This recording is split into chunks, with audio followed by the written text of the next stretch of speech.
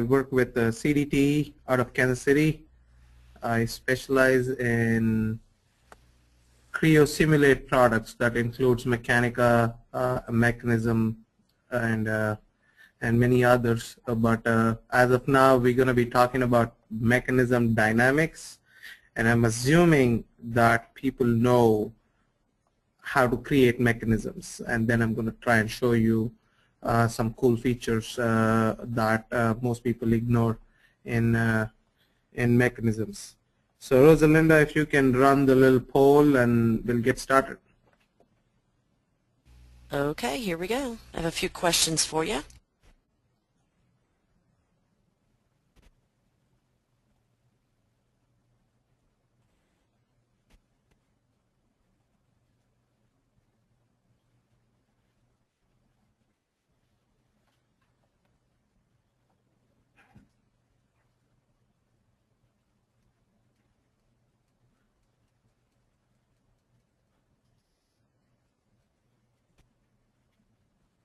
I have 2 more questions.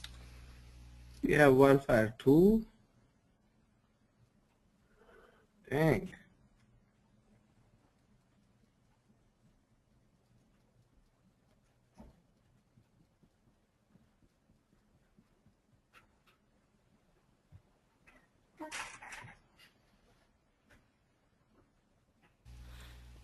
We have 1 more.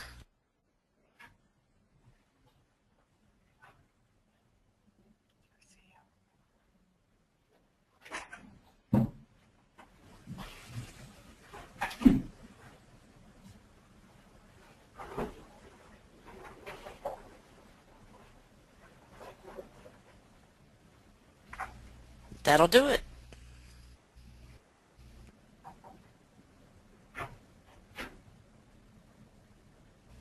It's all yours, Sukumar.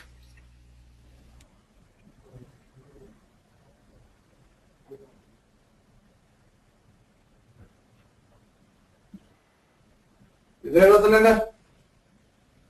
I sure am. It's all yours now. Alright guys, so assuming that you guys know how to create these mechanism connections in assembly mode, we will be talking about mechanism dynamics with Creo Parametric 1.0. Now, the Creo ribbon interface is consistent with the Creo 1.0 interface. They have the same icons, kind of ribbon on the top. You have a lot of new enhancements which we will be talking about, like say 3D contact, ball and bearing connection limits, table motors, gimbal joints, and bushing loads, and all those kind of good jazz. So here a little preview of the ribbon user interface. So you can see that it's very consistent with what Creo is all about. It has ribbons, it has tabs, it has icons. You can completely customize all these ribbons to have your own icons so that you don't switch between tabs rather than, you know, you jumping over from one tab to the other tab to find an icon. So all I'm trying to say is it's just consistent throughout.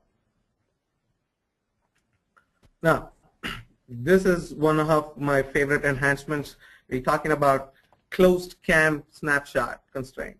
Okay, it's much easier to set up constraints with the liftoff. You can see at the bottom right here where my mouse is, you can enable and disable liftoff for cam connections in snapshot window. All right. Now you actually don't need to set up. There's no timeline, you know, time setting before a solution starts. You can use like termination conditions to stop the analysis if you don't know when or at what time a certain condition is going to arrive. You can also look at some measure enhancements. You can see that the measure results are user selected coordinate system based. So you can say, hey, tell me the force acting on this body. So you can select a body. It's not limited to joint axes. It can be on a body, and it can be with respect to any user selected coordinate system, which makes it much more easier to kind of compare with your experiments that you do, on the field. This is also a great enhancement, one that I've been asking for since Wildfire 3, which is a different type of fit in a table kind of motor. So instead of having a linear fit, which we always had, which goes straight lines like this, you can actually have a spline fit. You can also have a monotonic fit where you have, like, smoother transitions between each point. And if you look at the very bottom, you can see that you can be asked to show the user points or the interpolated points, or show both, for you to kind of like visualize how the motor's profile is going to be. Okay, so these are good enhancements that can help you to simulate the real world situation much more accurately. Again, with respect to 3D contact, see, earlier it used to be cylinder to a cylinder, or that kind of deal. Now you can actually use partial surfaces, say only a segment of a cylinder or a segment of a sphere. Say for example, earlier you want to simulate like a water slide.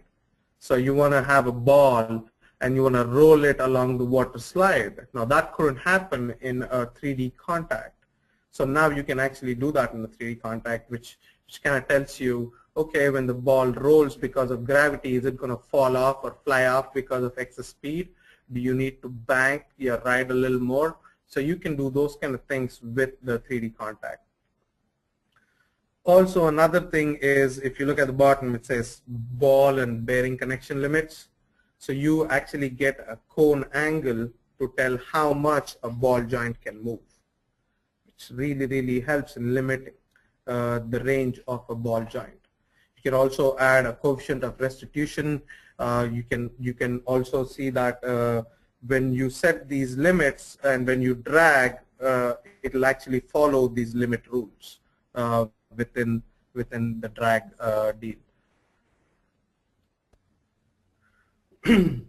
Another good thing is the conditional termination of analysis. You can say, hey, I create a measure. Let's say a distance between point A and point B is 10. I want you to stop when the distance is 1. Or when the force goes below 500 newtons, stop it. So you can have these conditions to terminate your analysis, which is again very good. Now you also see the new type of a joint called a gimbal joint. Okay, a gimbal joint is exactly like a ball joint. In a ball joint, note that you use point-to-point references, and you cannot really restrict the range of motion or set axis limits and stuff like that. So you can do all this. Looks very similar to the regular Creo parametric that we're going to be talking about. So go through is basically go ahead and pick the rotational axis, enter a K value, enter a U value if you want the spring to be stretched or not stretched. Okay, so what I'm going to try and do here, I'm going to go ahead and suppress both these springs at the very bottom. See, there is a spring over there and there is a spring over here. I'm going to suppress them. All right, and then I'm going to try and run a static analysis. So you can see static analysis, and in the static analysis you can lock certain entities, okay, cams or whatever. You can lock all of them. I've enabled the gravity, and notice I am not using any loads.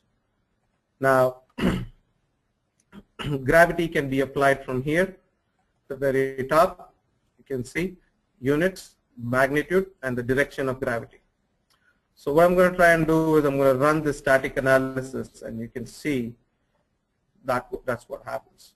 Now the reason the static analysis stops where it stops is because I have motion axis limits set to where you're not supposed to move past a certain value.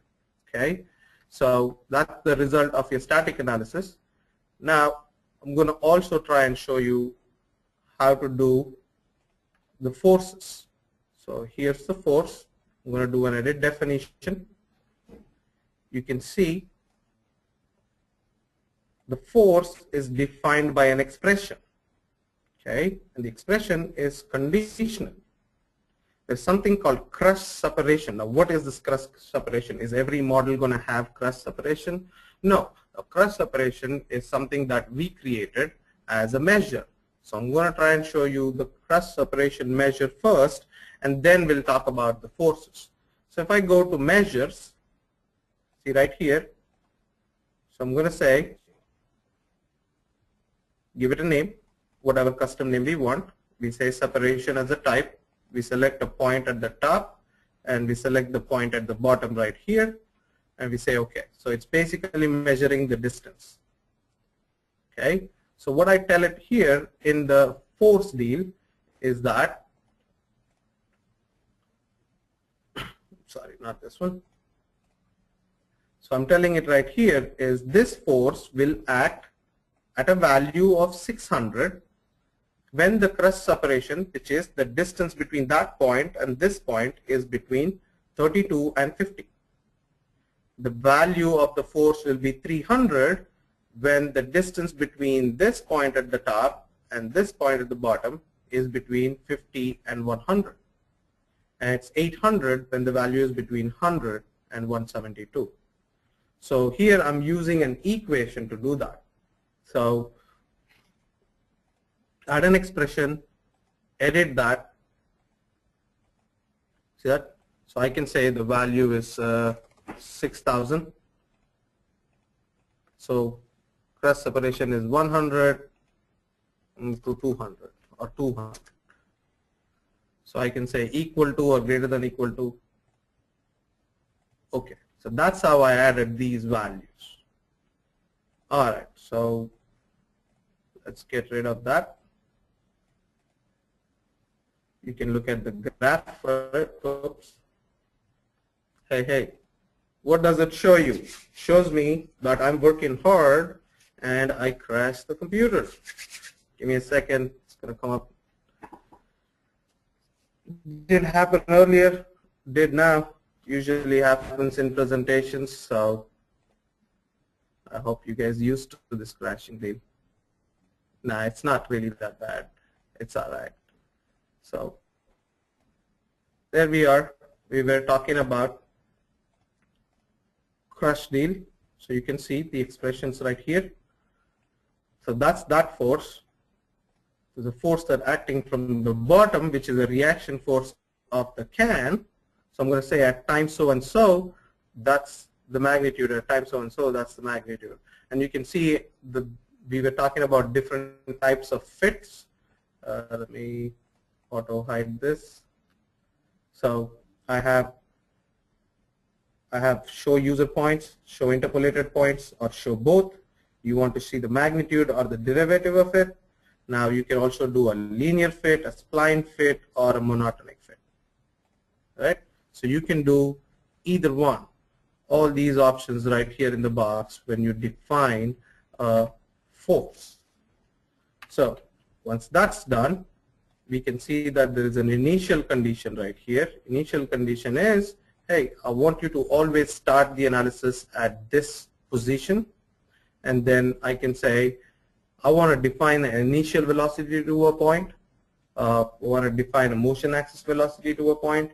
I want to define an angular velocity, tangential slot velocity, or you can once you define all this, you can evaluate all the velocity conditions.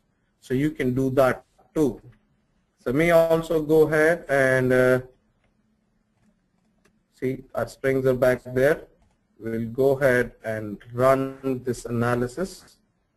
So you can see that's what happens. Now we can go look at the graph of this crust separation measure. So you can see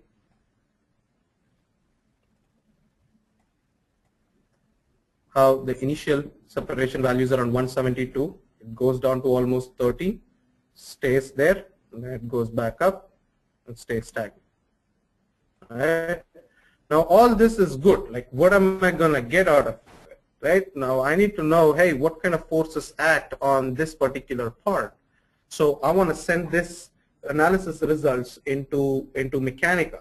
So there is a icon which says use in structure. I don't know where it is, so I go structure, place your cursor there, you see, okay, that's where it is, right? So you can click right there and say, I want this body this component, say maximum, I want to see the worst case scenario, and I can send all these loads, say okay. Now you can actually select that part.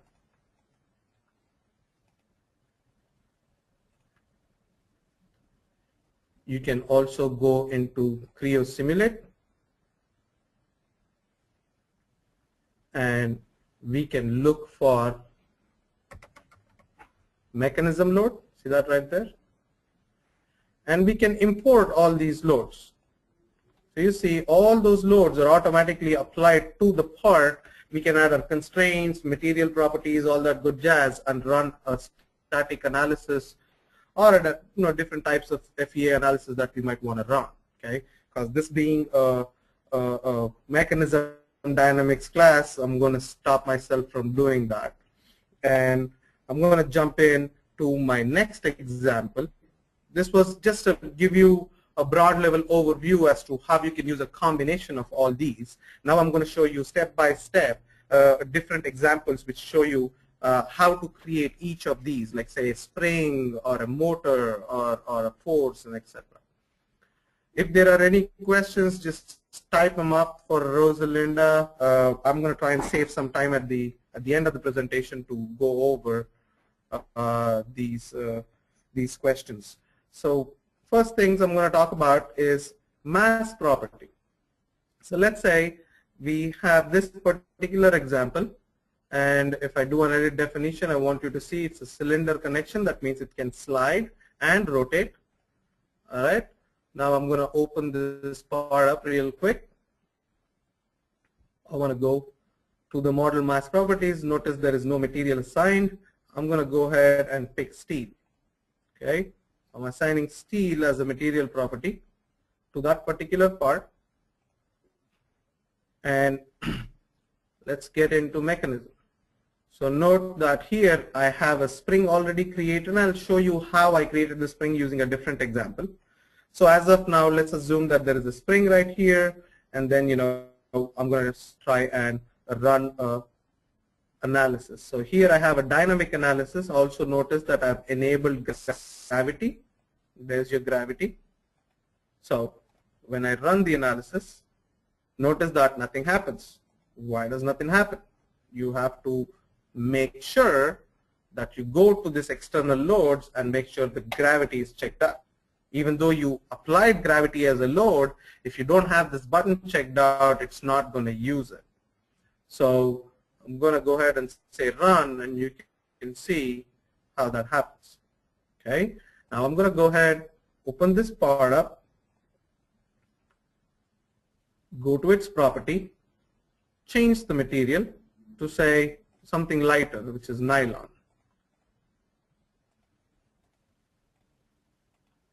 So we have nylon as the part material. So you go ahead and rerun the same analysis. So you can see the part doesn't move as much. Now I want you to also notice that there is no damper applied to the spring, so spring is being really active, right? In the next, in the further examples, we'll talk about springs and dampers, and we can see what kind of effect a damper would have on this kind of data. So that's my second example. The third example would be using a force motor, right? So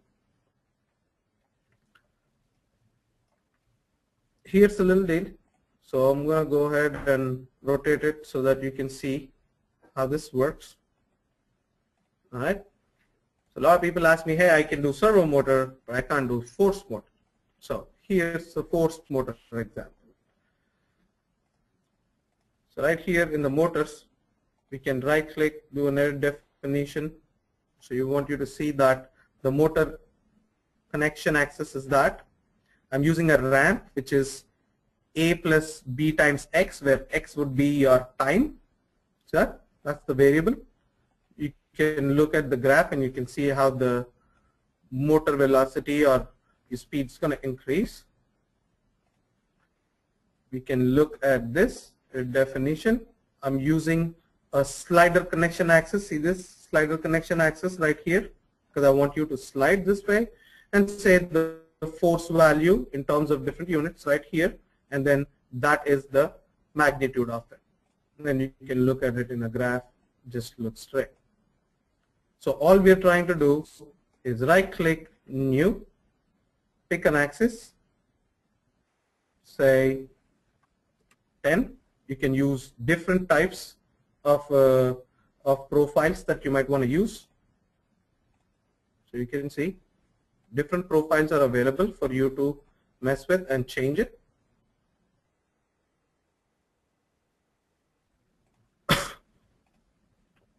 And we can create this motor. Now let's look at some of the analysis result. So I'm going to go ahead and run. You can see.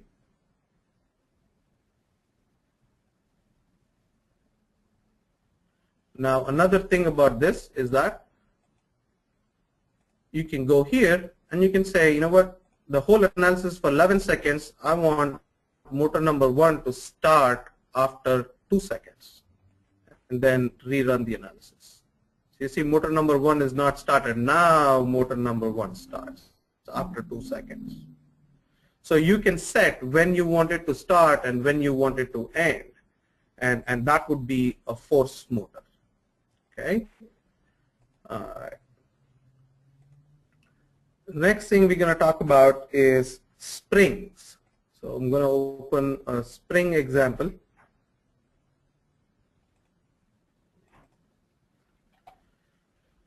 Alright, so let's get into mechanism. Spring, notice there is one spring right here, which is a linear spring. See that?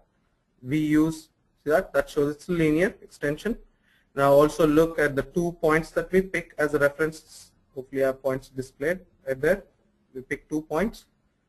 Now notice the icon diameter. I can make it smaller if you want me to, just for display purposes. See that? Spring looks much smaller. You can do it at definition. You can go back to 54. Oops. I did that right.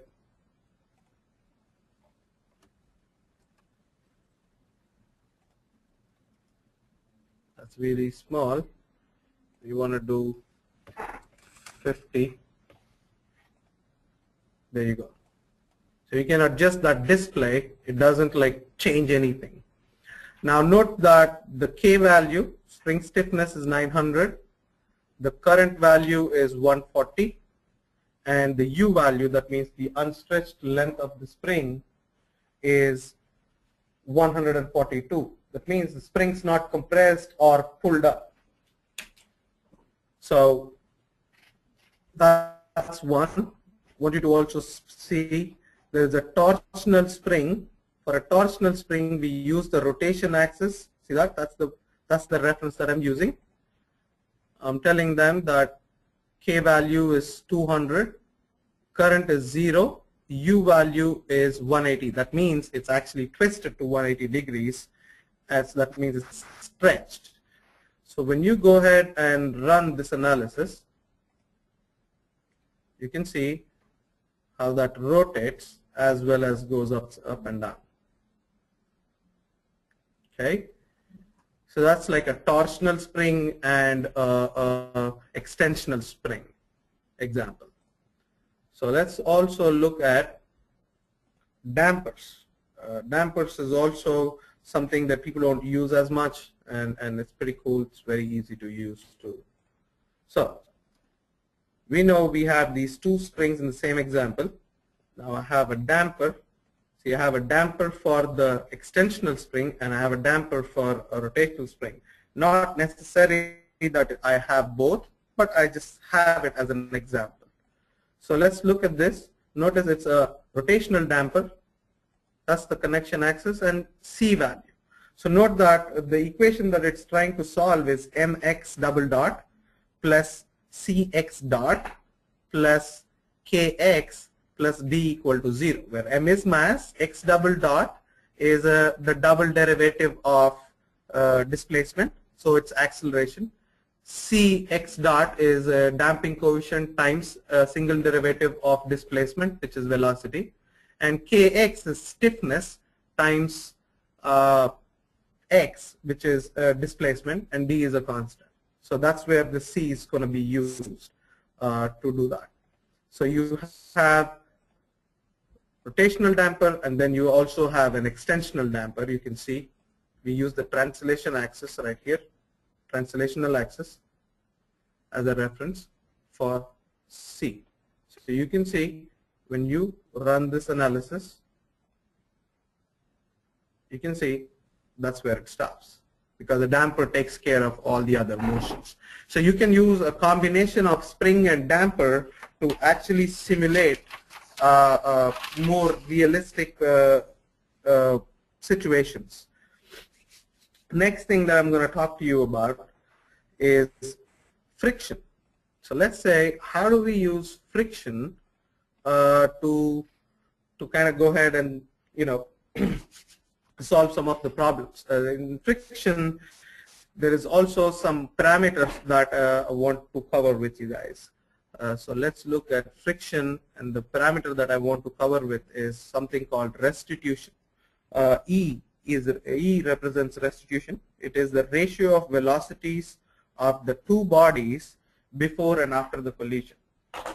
In simple terms, if you have an E value, then that means, you know, if you take a ball and let it bounce and there is no E, then it'll keep bouncing till the end of the world, right? If you have an E value, it will slowly die down. So it eats up the energy. So that's what E value basically represents in simple layman's terms. So here I want you to see that there is a cam connection. So I'm going to edit definition. Notice that you pick a surface right there, cam surface, and then you pick another surface. So those are the two connections, two surfaces that I use for cam. Now this is the most important part. What I'm trying to do is I'm going to disable all these. See, that's E value, which is the coefficient of restitution, and then there is something called liftoff. Okay, when I disable the liftoff, that means the two surfaces will always need to be in contact. Okay, so I'm going to try and run this analysis, and notice there is no rotation. That little cylinder is not rotating; it's just moving or sliding. I go ahead and start the liftoff, and I start off with the coefficient of restitution, and I enable friction.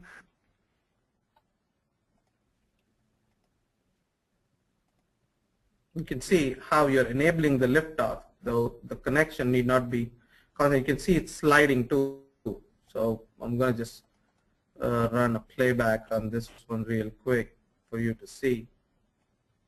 So you can see it rolls, and then right now it's going to slide a little bit. See that? That's slippage, right? So if you don't enable liftoff, that's not going to happen.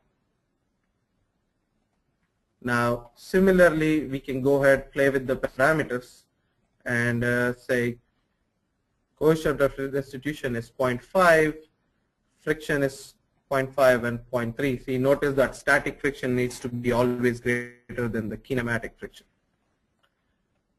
So let's go ahead and run this.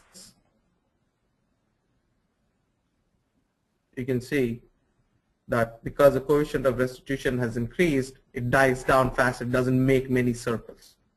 Okay, so liftoff will enable the separation between the two cam surfaces, and coefficient of restitution tells you how quickly this motion is going to die, because see, it's all moving because of gravity. And then friction can enables you to slow down the motion. The higher the friction, the faster it dies down. So you can use a combination of both of them to kind of get like a desired result. Alright, that being said, let's talk about applying forces. So I want to apply a force or a torque, right? So how do I do that? I have a simple example. Note that this little part is connected by a planar joint. That means it can rotate, it can translate along this surface, but cannot move away from the surface. All right. So let's get into mechanism. Now in here, I have two forces applied. Where are my forces? There you go. So the first force that I'm applying is a point force. See that point force applied to that little point right there? It's constant, and that's the value of it. And the direction is specified right here. So that's the constant direction in which the force is being applied. Now, next force is body torque. Notice I used point force earlier, now I'm using body torque. Alright? So in a body torque, I'm saying again it's a constant, that's the value, and y direction is specified. That means it's going to rotate about the y axis. Okay? So let's go ahead and look at the analysis. Now notice that it's running for 17 seconds. There's no motors. There's gravity and friction enabled. Notice that the first force, the point force right here, runs from start to the end. The torque starts from 7 seconds to end, where end is about 17 seconds, so it runs for 10 seconds. So you can see. Now, notice how the force, it changed direction. Why did it change direction?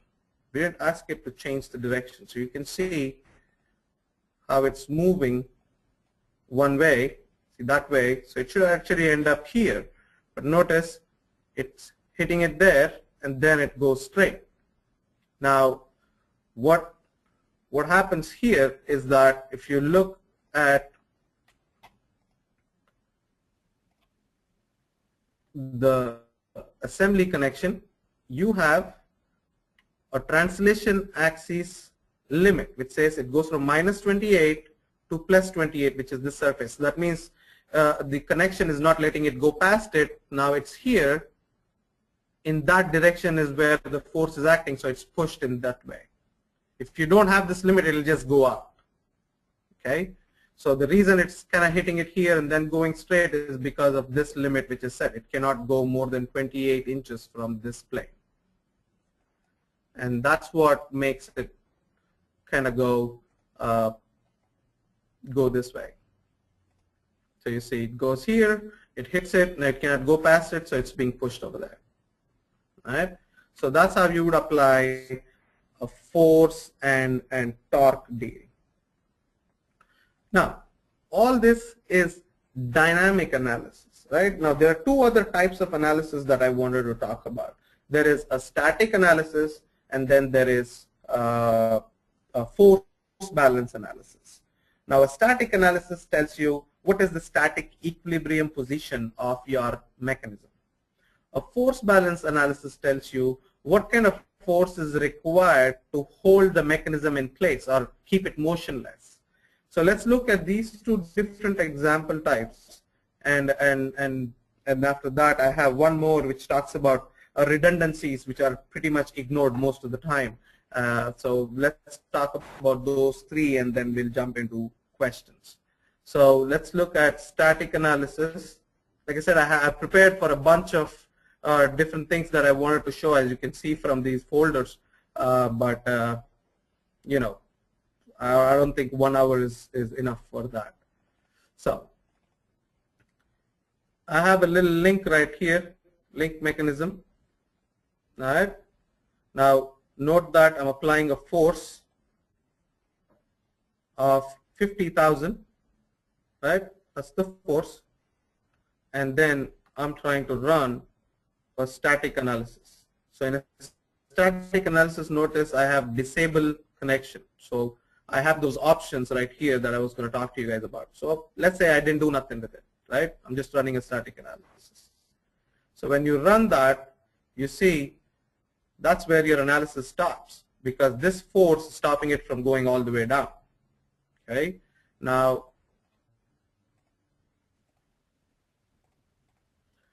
if you disable the connection and you run again, now what is this connection? You can see it highlighted right here.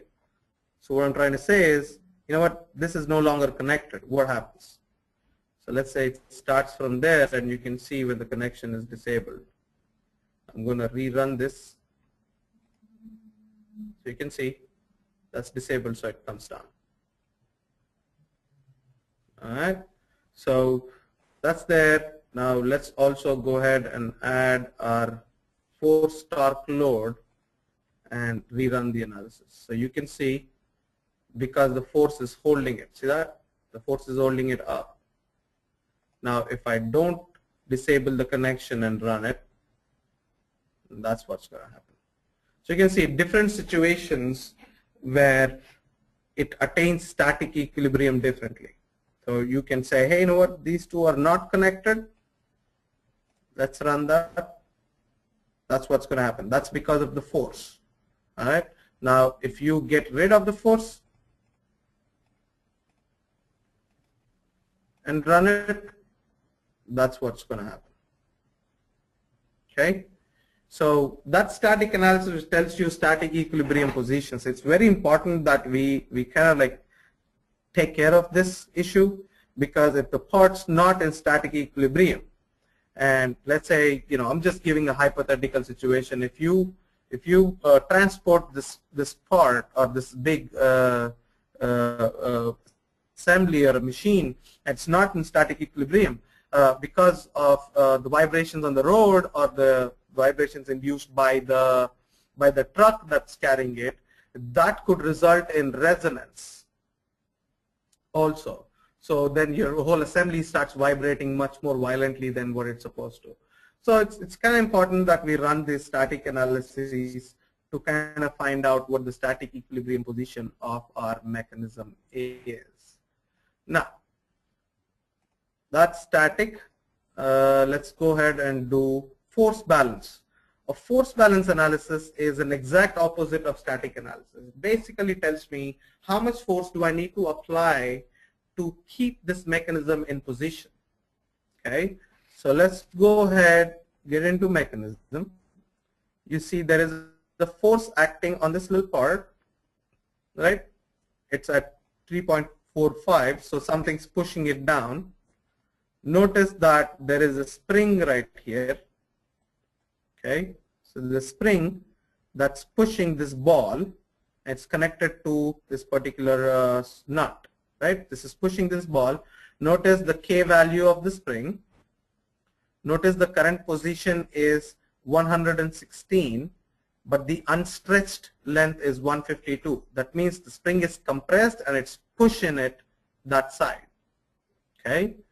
Now, when you want to run an analysis, especially an analysis like a force balance analysis, what you do is you create these load cells. See that? You just choose force balance and then you create this load cell. Now what is this load cell? When you run this analysis, it's going to basically tell you reaction force at the load cell constraint is 121, whatever units you have, say newtons. That means you have to put a force of 121 units wherever that load cell is to stop this mechanism from moving.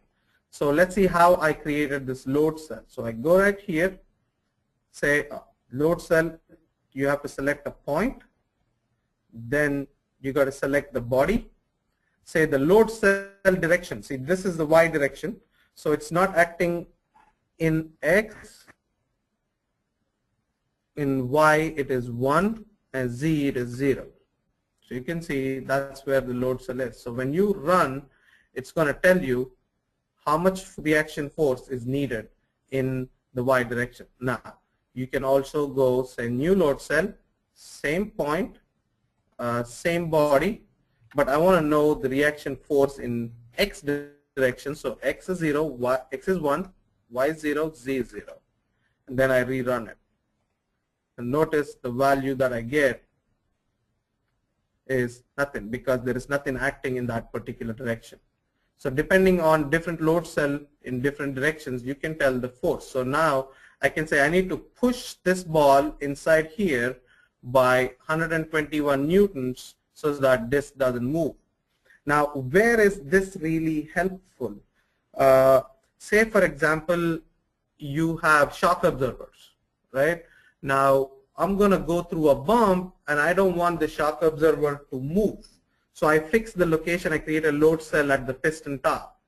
All right. So when I go through the bump, I enter a force. It tells me how much it should be the reaction force at the other end of the piston to stop the piston from moving. Now that would be the pressure of oil that you would need on the other side of the piston to take the shock.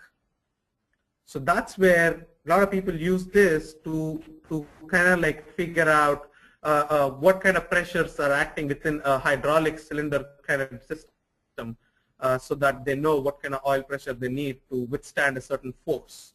Or say, I have a little loader that's carrying a bunch of grain. Then I have to hold it at 45-degree angle. Now my piston cylinder is stretched. So if I have to hold it over there for so much weight, what is the amount of liquid pressure or oil pressure that I need to apply to keep it in position?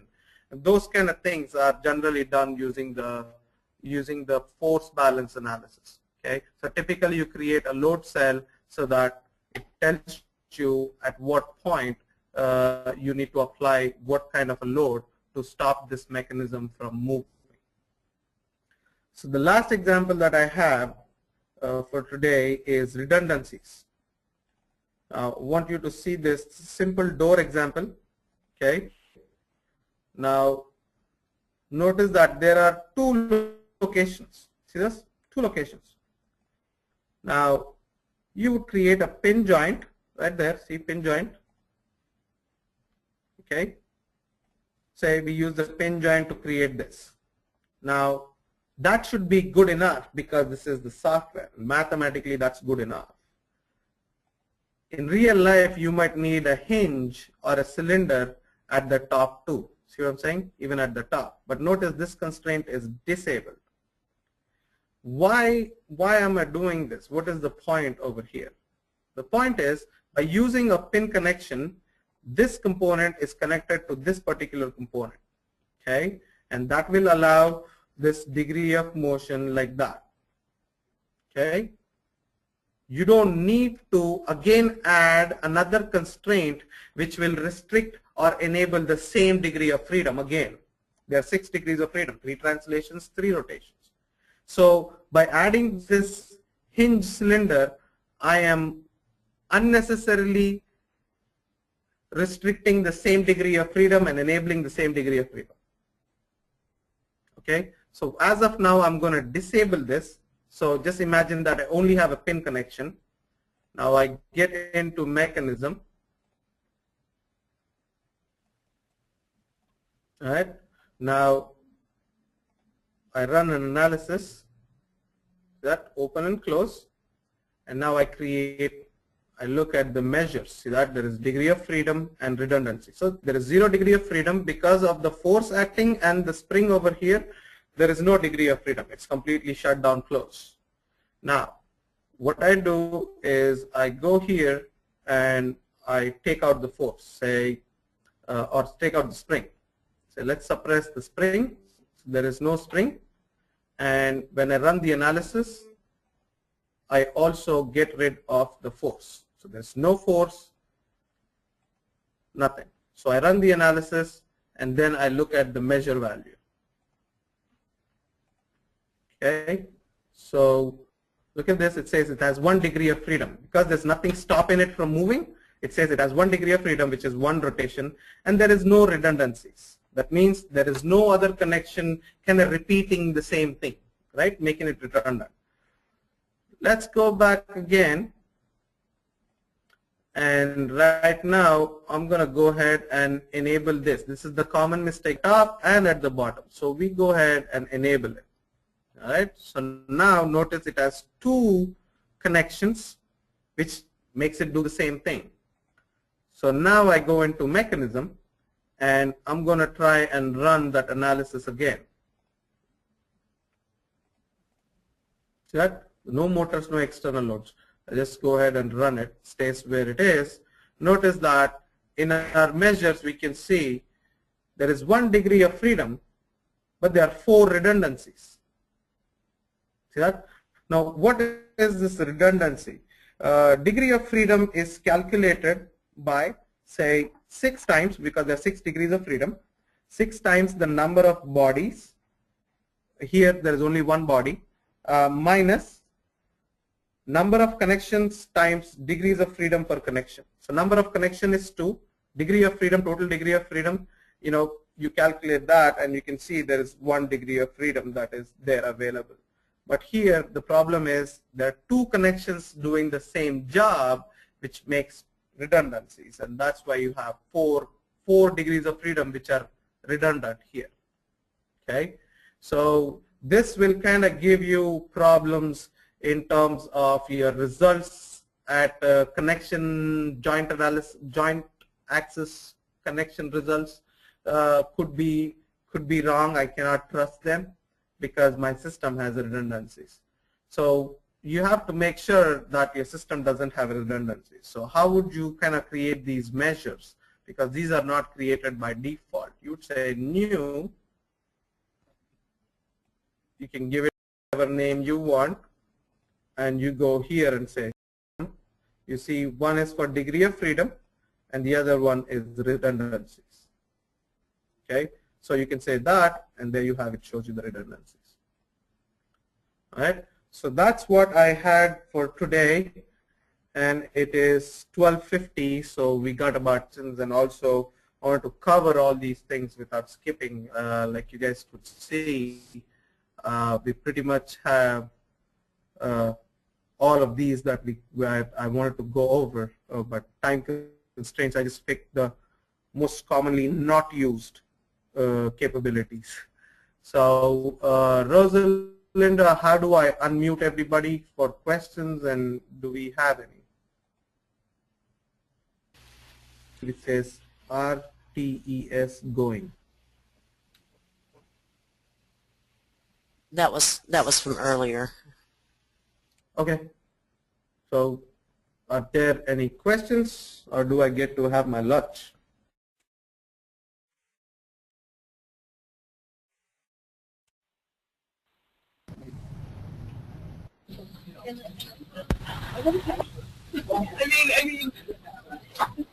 Okay.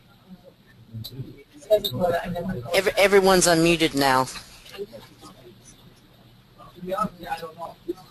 Okay.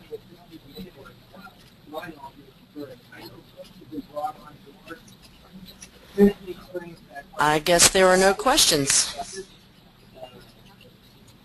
No, none here. Thank you.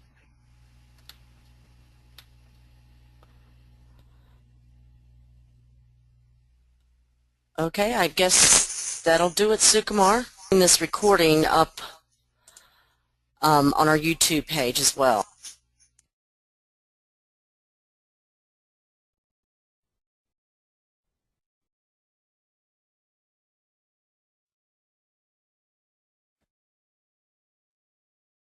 The organizer has ended the session, and this call will be disconnected. Goodbye.